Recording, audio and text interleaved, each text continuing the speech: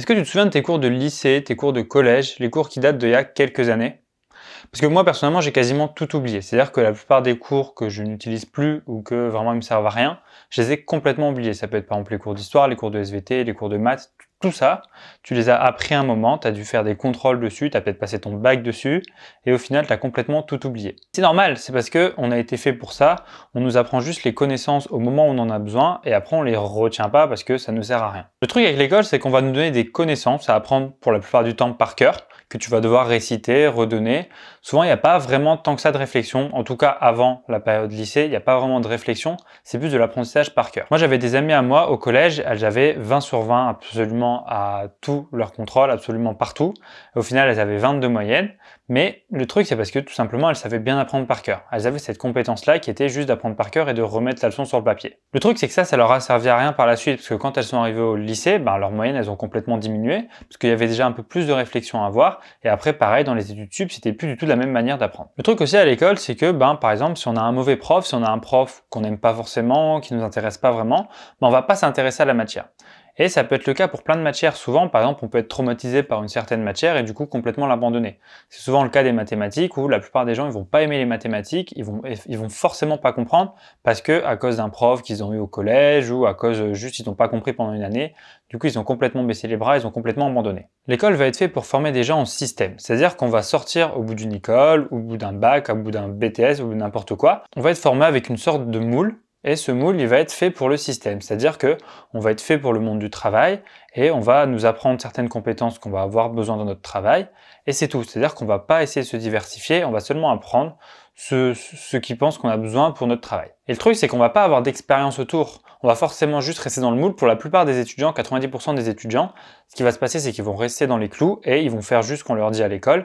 Et au final, à la fin, quand ils vont avoir leur diplôme, ils sauront faire seulement ce qu'on leur a appris. Le problème, c'est que si on n'a que ça, ça va pas être suffisant parce que déjà, le monde évolue énormément. Et surtout, la plupart du temps, dans ton métier, tu vas même pas faire ce que tu as appris en école. Souvent, tu vas apprendre certaines choses en école qui sont la plupart du temps assez vieilles, mais quand tu vas travailler réellement, tu vas apprendre carrément autre chose. Par exemple, dans les écoles d'ingénieurs, tu vas apprendre énormément de mathématiques, des choses assez compliquées, assez poussées, et au final, quand tu vas devenir ingénieur, ce que tu vas faire, c'est juste utiliser un tableau Excel. Ça va être les maths les plus poussées que tu vas faire. Mais pourtant, c'est quand même au programme, on t'apprend quand même certaines choses qui vont pas forcément te servir dans la vie, et c'est pareil quand tu vas passer ton bac, tu vas apprendre énormément de matières, et au final, tu vas peut-être utiliser quoi? 5-10% de ce que tu as appris? La plupart du temps, ce qui se passe, c'est que quand je demande à mes amis, ils n'ont pas spécialement beaucoup d'expérience en dehors des cours. C'est-à-dire qu'ils ont appris les choses qu'ils ont eues en cours, ils ont fait certains stages, par exemple le stage de troisième, ils ont appris certaines compétences, mais c'est tout, ça s'arrête là. C'est-à-dire que, globalement, à la fin, pour deux personnes qui ont fait la même école, ils ont exactement le même CV, exactement la même expérience, ils savent faire exactement les mêmes choses. Et c'est ce que l'éducation nous pousse actuellement à faire, c'est-à-dire que on est juste dans les clous, on n'a rien de spécialement de plus à faire, tu as juste à apprendre chaque soir ta leçon, et à la fin, tu as un diplôme, qui va te servir à montrer à un employeur et voilà. Et en fait, on va choisir à partir de ton diplôme. Le problème, c'est que l'école devrait nous apprendre à apprendre. C'est-à-dire que avec le monde qui évolue énormément, ce qu'il faudrait, c'est savoir apprendre de nouvelles informations par nous-mêmes. Et c'est quelque chose qu'on nous apprend pas du tout. On nous donne les informations, on nous donne pas la manière de les trouver, de les comprendre, mais on nous la donne en brut comme ça et on doit juste l'apprendre, essayer de la comprendre pour la plupart et la réciter tout simplement. Et ensuite l'oublier au bout de quelques mois, quelques années. Le truc, c'est que si tu n'apprends pas à apprendre par toi-même, ce qui va se passer, c'est que dans quelques années, tu vas devenir complètement obsolète. Parce que tout change, tout évolue. Regarde, il y a 15 ans, le monde qu'on avait. Il y a 15 ans, il n'y avait même pas encore de smartphone. Tout le monde utilisait un téléphone à clapper. Internet n'était pas du tout popularisé. Il n'y avait personne qui travaillait sur Internet. Il n'y avait pas YouTube, il n'y avait pas Netflix, il n'y avait pas tout ça. C'était les débuts d'Internet. Il n'y avait quasiment même pas encore Facebook. Et là, maintenant, il y a 15 ans après, on a tous un smartphone, on a tous une connexion 4G sur notre téléphone.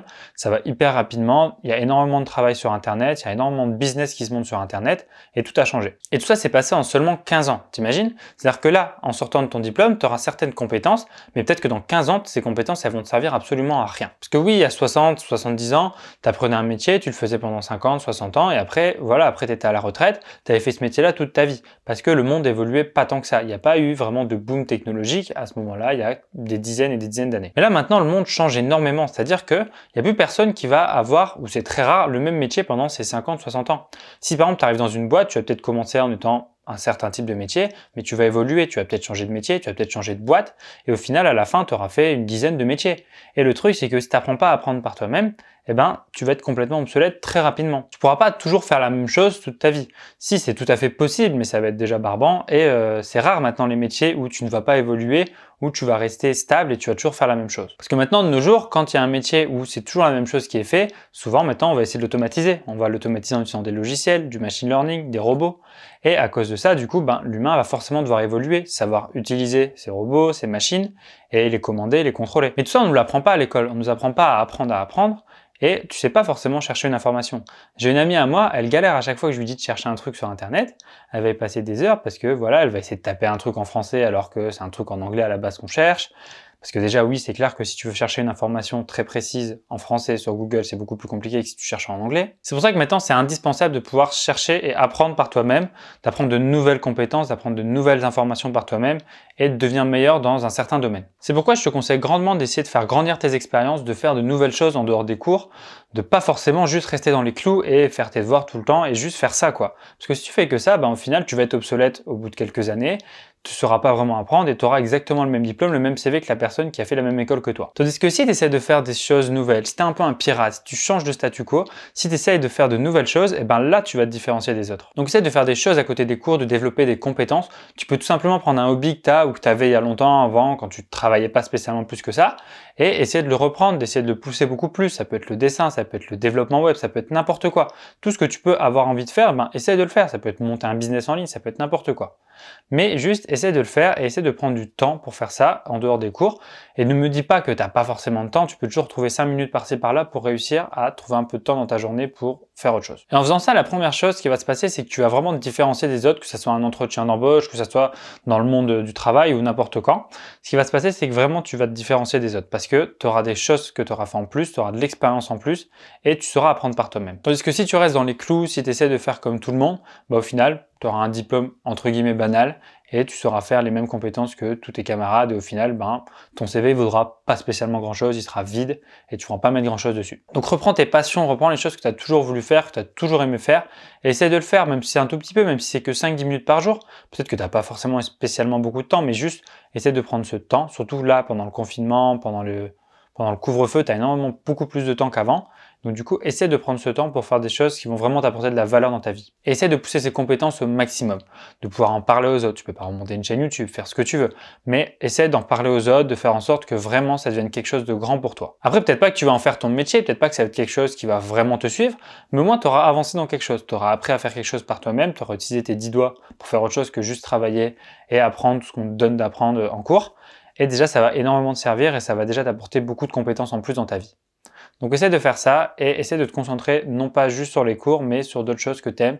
Et déjà ça te rendra déjà bien plus heureux au quotidien car tu auras fait des choses que tu aimes vraiment et tu ne seras pas forcément concentré que sur les cours. Voilà, donc c'est tout pour cette vidéo, c'était juste pour te montrer un petit peu tout ce qu'on ne nous apprend pas vraiment à l'école et que ça peut être bien vraiment de faire des choses par toi-même en dehors de l'école. Si cette vidéo t'a plu, si cette vidéo t'a intéressé, fais-le moi savoir, mets-moi un pouce bleu, abonne-toi. Et si en ce moment t'as pas trop la motivation, c'est compliqué pour toi, moi j'ai créé un groupe Discord, je te mets le lien dans la description. On est plusieurs étudiants dessus, on s'entraide, on se donne des conseils, on s'aide pour plein de choses. Donc je te mets le lien dans la description. Et pareil, si tu veux recevoir un email par jour, moi je t'envoie un email par jour où je te donne des conseils de motivation, des astuces en plus, des bons de réduction, plein de choses en fait. Je te laisse aussi, c'est le lien dans la description. Et nous on se retrouve demain pour une prochaine vidéo. Salut!